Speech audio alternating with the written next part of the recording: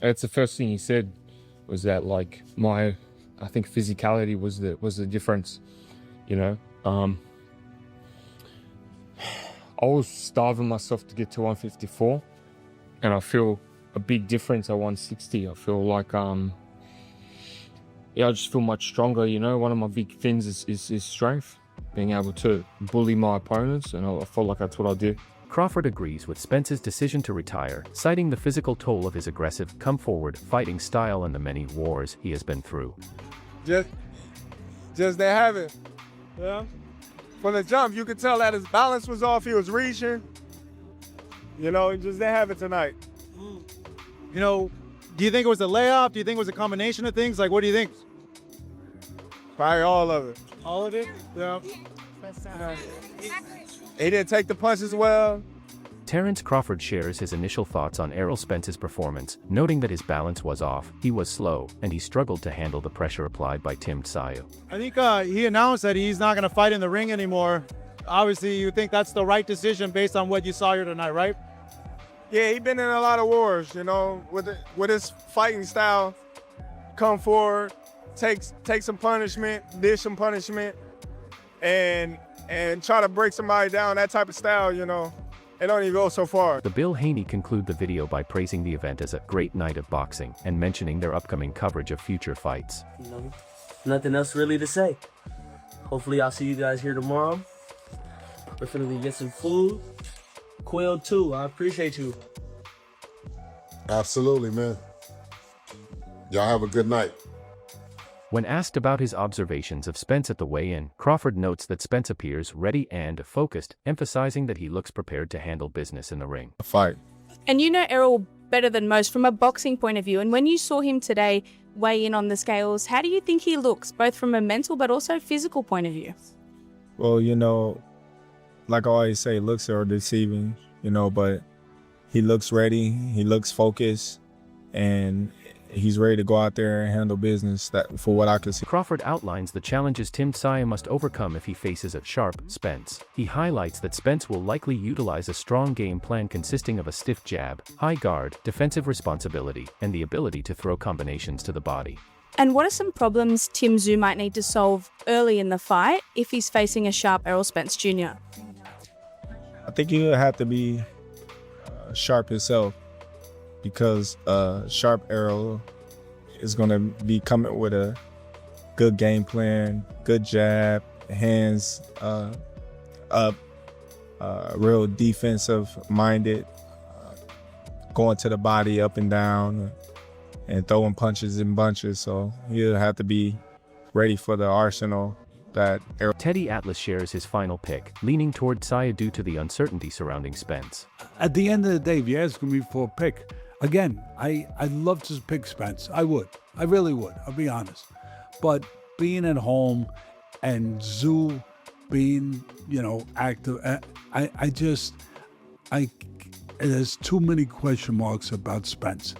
Tszyu, even with the flaws in him, I know what I'm getting. And I think that probably would be enough for me if I had to bet on a fight to favor Tszyu in this one. But who knows?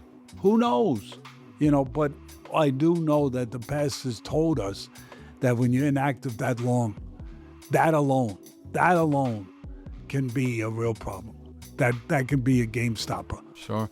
And he's gone to guys' home countries and backyards before. That's how he won his first world title. He went over to the UK, won the belt versus Kell Brook. So he's not opposed to going into enemy territory, but that's going to make it that much harder if it's a close fight. Danny breaks down the tactical needs for Tszyu, specifically mentioning the need to avoid getting caught early by Errol Spence Jr. Now you say that, because I didn't click at the time, but yeah, I've seen him on many weigh-in days, and he almost, at times, has looked sick, especially over in the US. So yeah, he certainly doesn't even really look like he's had much struggle, which hopefully makes for a stronger Tim Tszyu. But keys to victory for this one, Tim Tszyu probably starting early, but that's when he's most that's when he's most susceptible to getting hit, I'd say. So, how do you win this one? I think you pronounce his name Gorsha. Terrell Goucher. Goucher, sorry. Terrell Goucher caught him early. He's been caught early a couple of times, and then obviously Murtalaziev just cracked him open. and was early. So I think he'll be aware of that. He'll be wary of that. On the same flip the coin, he's got to jump on Errol Spence Jr. He can't allow Errol Spence Jr.'s train to start chugging. If that locomotive leaves the station and starts steaming. Insights on Errol Spence Jr. versus Tim Tszyu. Paulie notes that both fighters have many question marks, especially regarding Spence's inactivity and Tszyu's recent form. I mean, listen, it's the calm before the storm, so you always got that going on, you know. But it's interesting because there's a lot of question marks. I think there's more question marks than answers for both guys, right? I mean, we're gonna get a lot of answers on fight night, but you know, how do you make a prediction on a fight like this? It's very, very difficult. You got Tim, who's been in the ring but not been consistent, you know, as far as the way he's fought, right? Errol's not been in the ring at all, so, you know, what version of Errol do you see, considering the last time you saw him, he didn't look so good at all, you know? So it could be anything, you know? I think everybody agrees that they're on the other side of their best, but who's got more left and who's got, you know, enough left to make one last push and one last run in the sport, you know? They're both big names within the sport. They're both, you know, two guys who I think the winner would elevate his name as one of the major names in the weight class, you know. There's a middleweight and junior middleweight. Especially junior middleweight has really good fighters, but not a lot of stars. Just these young guys coming up now, like Duran and Virgil. But if Terence Crawford encourages fans to attend his event, he briefly discusses how Errol looked on the scales, noting that looks are deceiving, and shares his prediction of a victory for the fighter by just being himself. You know, but looks are deceiving.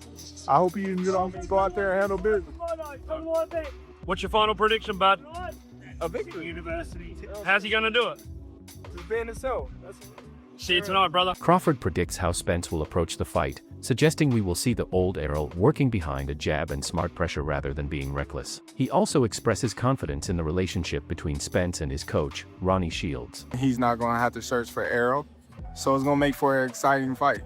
Do you anticipate it being kind of like the first 3-4 rounds, Errol trying to like, okay, my rhythm, let me see if I can take these punches? I don't know. I think Errol, you know, he's going to come out and try to show something that we haven't seen in a while. You know, go back to the old Errol, working behind the jab, working behind, you know, smart pressure and breaking them down. I think that's what we'll see. I don't think we'll see a reckless Errol come tomorrow. Yeah, a lot of fans got questions. Like, they don't know like how Errol's going to be in this fight, given, you know, what happened in the fight with you. Mm-hmm.